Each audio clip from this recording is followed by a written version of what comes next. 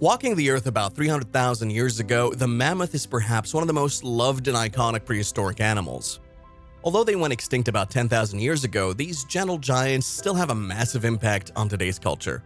From science to movies to songs and even cartoons, their ability to spark the imagination hasn't stopped growing, even after their extinction thousands of years ago. And perhaps one of the strangest ways these giants of the past affect our lives and livelihoods today is through one of the strangest jobs out there: mammoth tusk hunting. But what exactly is this job? Why is it so lucrative? And how does it promise to resurrect the mammoths while potentially wreaking havoc on the planet? Roaming the vast expanses of the Northern Hemisphere, the mammoth was one of the largest mammals to ever set foot on Earth. Weighing in at approximately 6 to 10 tons or 5,500 to 9,000 kilograms, these massive beasts roamed the plains of Europe, Asia, and North America in the Pleistocene epoch, which spanned from approximately 2.5 million to 10,000 years ago. Standing at approximately 14 feet or 4.27 meters at the shoulder, these gentle giants were primarily herbivores and the closest relative to the intelligent behemoths of today, which we call elephants. Foraging for food across an ever-changing landscape, the mammoth looked a lot like today's elephants, with some notable changes, like a shaggy appearance and an even more massive pair of tusks than you might find on an African elephant in the 21st century. These tusks sometimes exceeded 15 feet or 4.57 meters in length. They were not only formidable weapons, but also essential tools for foraging and manipulating their environment. They could pull down trees and essentially clear forests and create grasslands.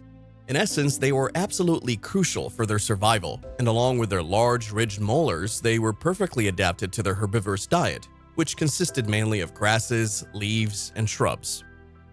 However, despite their adaptability, mammoths faced significant challenges towards the end of the Pleistocene.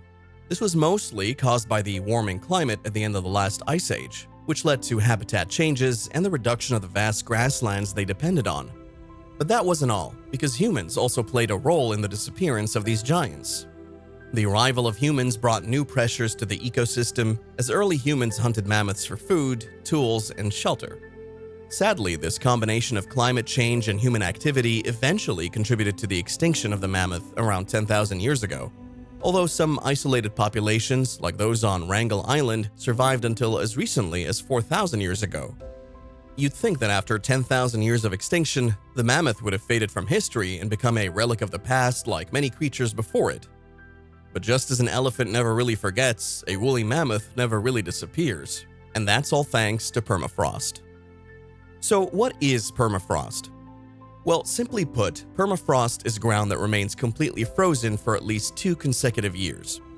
Although the definition says 2 years, the beauty of permafrost comes from the fact that it can remain frozen for hundreds of thousands of years. This is how the mammoths, or at least their remains, managed to survive throughout history. Much like a sci-fi cryogenic chamber, the permafrost preserved mammoth fossils by maintaining cold temperatures that slowed down the decomposition process of the animals.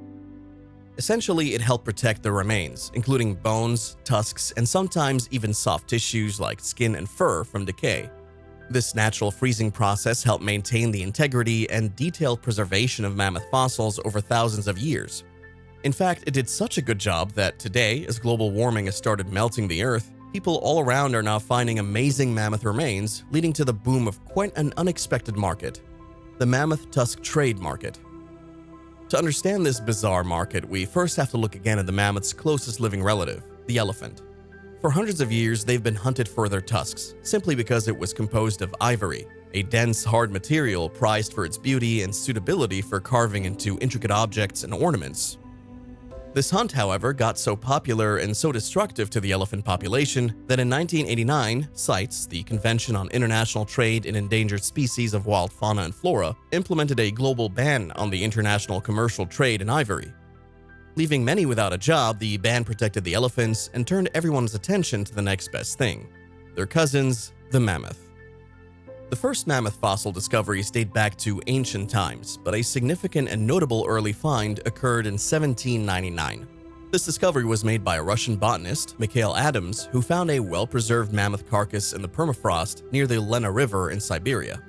The specimen, known as the Adams mammoth, included intact flesh, bones, and even some fur, providing one of the earliest scientifically documented cases of mammoth remains. The discovery sent the whole science community into a frenzy, but not only the science community was excited, as a brand new market was born, one that would soon replace the elephant tusk trade. So how exactly are mammoth tusks found and sold? Driven by the allure of ancient artifacts and the global market's demand for ivory, the mammoth tusk market is actually one of the oldest in the world, dating back even to the time when they roamed the earth. The harvesting, modifying, and use of mammoth tusks dates back to prehistoric times when indigenous peoples of Siberia used them for tools, art, and even construction. These ancient communities were actually among the first to recognize the value of these enormous tusks, which, after their extinction, became buried deep in the frozen ground. However, history repeats itself, and in the late 20th and early 21st centuries, the world saw a renewed interest in mammoth ivory. The drive for this was precisely because the international community clamped down on the trade of elephant ivory to protect endangered species. And as such, mammoth tusks emerged as a valuable and legal substitute. So how are they found? Mammoth tusks are typically unearthed in the permafrost regions of Siberia, where thawing ice and soil reveal the remains of these Ice Age giants. A lucrative source is also Alaska in the United States. Usually, indigenous peoples and local hunters often discover a part of these tusks sticking out of the earth, while the rest of it remains buried deep within the frozen ground. The extraction process for tusks is quite cumbersome and requires careful handling to avoid damaging the tusks. Usually, excavators use tools to dig around the tusk, removing the surrounding soil and ice. Alternatively, hunters also use high-pressure water from a hose to chip off the earth until the tusk is freed. Once freed, the tusks are meticulously cleaned and sometimes treated with chemicals to stabilize them, prevent them from reacting with the air, and preserve them. Once stored, the tusks are sold for a massive profit. Essentially, the mammoth tusk trade operates through various channels, including auctions, online marketplaces, and even private dealers. These massive tusks can be sold whole or as processed pieces ready for carving.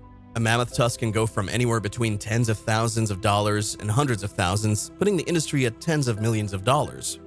Once sold, they can be kept in private collections, museums, or further processed.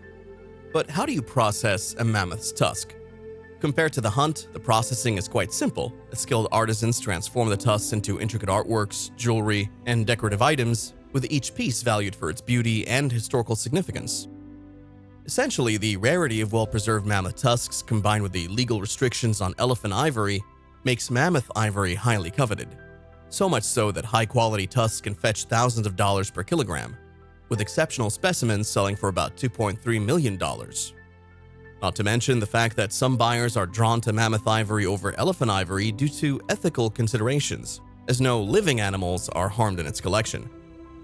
Today, Russia, particularly the vast and remote region of Siberia, is the largest source of mammoth tusks. Here, local hunters and traders play a crucial role in supplying the market, as they produce hundreds of tusks and ivory ornaments. On the demand side, however, China stands out as the largest market for mammoth ivory, driven by a high demand for carved ivory items. But it's not only China that has a mammoth craze, as collectors and artisans in the United States, Japan, and parts of Europe also contribute to the global demand for these ancient artifacts. So with a trade so lucrative, why is the mammoth tusk trade so controversial? Well, for one, the hunting of tusks is extremely dangerous. Just to find a tusk, hunters face extreme cold in remote locations, leading to potential frostbite, hypothermia, and most scarily, difficulty accessing medical help. But that's not all, as the thawing permafrost creates unstable ground, increasing the danger of landslides and sinkholes, while heavy machinery used in excavation can cause serious injuries. There are also health risks that include exposure to ancient pathogens and physical exhaustion. Moving beyond physical danger, there's also the issue of legal and ethical issues that complicate the trade, with potential violations and exploitation concerns. Essentially, an increase in mammoth tusk production can be used as a cover for illegal elephant tusk sales. On the economic side, the market's volatility also adds economic instability for those reliant on this trade. In fact, this volatility has gotten so bad that some countries have started to impose restrictions on the mammoth ivory trade to stabilize it and prevent it from being exploited as a loophole in the fight against illegal ivory trafficking. But the mammoth tusk trade isn't all bad, because not only does it provide jobs and protect the elephants, it also provides for the scientific community.